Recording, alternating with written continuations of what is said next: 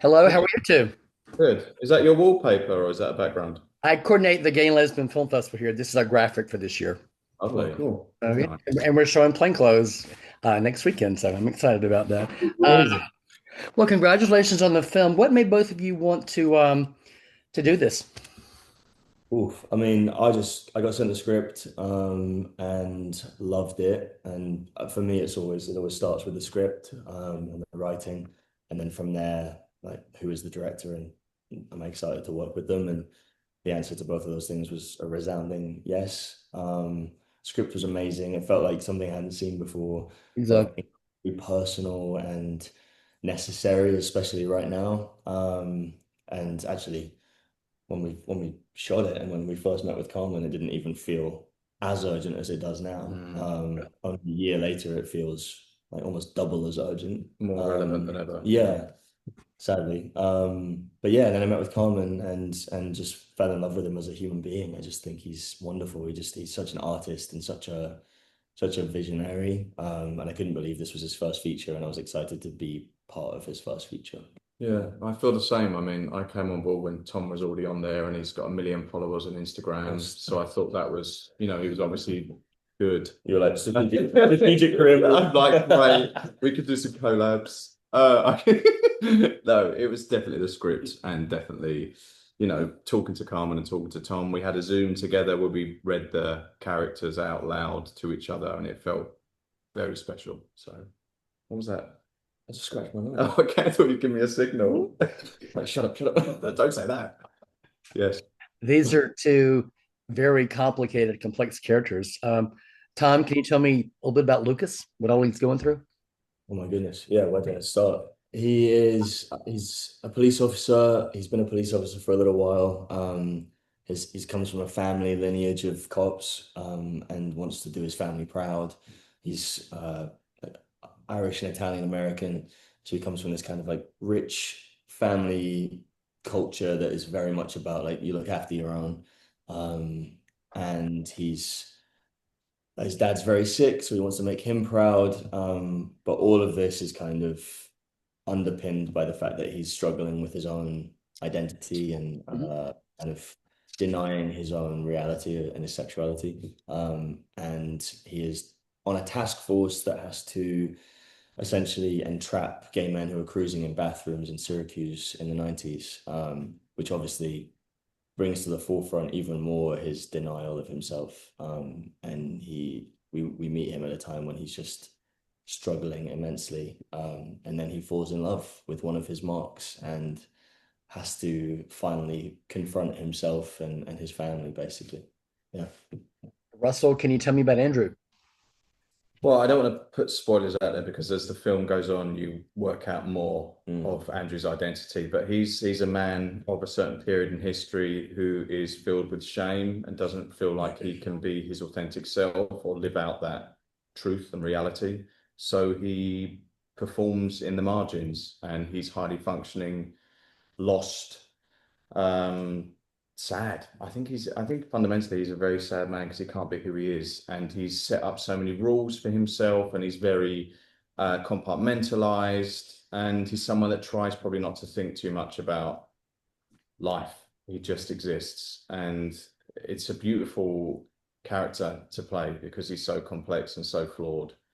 But fundamentally, he's full of love and he's playful and he does like you see their relationship blossom and there's something in Lucas that allows Andrew to feel young, even though there's this imbalance in age. You feel like Lucas is allowing him to be young again and access that time when he should have been free and should have been allowed to explore that. And that's what's heartbreaking about it, but that's what's a real gift for him and this connection. The relationship between your two characters is so believable, but it comes at a time when both of you are dealing with so many inner demons, as well as the fact that it's 1997. But can you sort of talk about all the challenges these two face as they're trying to find each other? I mean, and connect with each other. I feel like speaking for your part is that you're at an age where normally queer people of that age are struggling. Mm. Whereas I've sort of come to terms with the struggle. Andrew is just comfortable with uncomfortable, like he's unhappy, but he's not happy, but he's not unhappy about it. You know, he's got to this stage where he's just got that. But Lucas is for him full of hope. But you know, those shame is awful. To have to carry shame around is incredibly damaging. Yeah, Just mentally, but also shame physically deteriorates the human body. It's been scientifically proven. And someone like Andrew is just grappling with shame on a daily basis. That's eating away at him. And he sees a beacon of hope and light in this guy, but he has his rules, and his rules are once only, and that's it. I can't get Yeah. involved. Yeah, I think that's such a good point. I think shame is almost the backbone of the story here, right? And we're both experiencing it from for the same reasons from different areas of our Mm. life and dealing with it in different ways. And you've, like you said, you've been dealing with it for longer and built coping mechanisms, Yep. whereas Lucas like has shoved it down for a long time. I mean, when we meet him, he's like just gotten out of a relationship with a woman who like he truly loves and believes he loves, but has realized he can't. I think I say at one point, I can't love her the way she deserves to be loved. So he does love his ex-fiance and simultaneously knows that like he can't stay down that path because he'd be living a lie with her. She deserves full love that he can't give her. So yeah, they're dealing with it in different ways. And from Lucas's perspective, I think a massive part of that shame is the belief that his family won't accept him, and his family are the most important thing to him, especially his relationship with his mom, exactly. played by Maria Dizia. Um, and Maria is just so good. She's wonderful. She plays it with such a big heart, and like her emotions are just like available at all times. We were all blown away by her, which made it really easy for me to play that kind of that fear and that shame that is born out of love for his mom. Mm.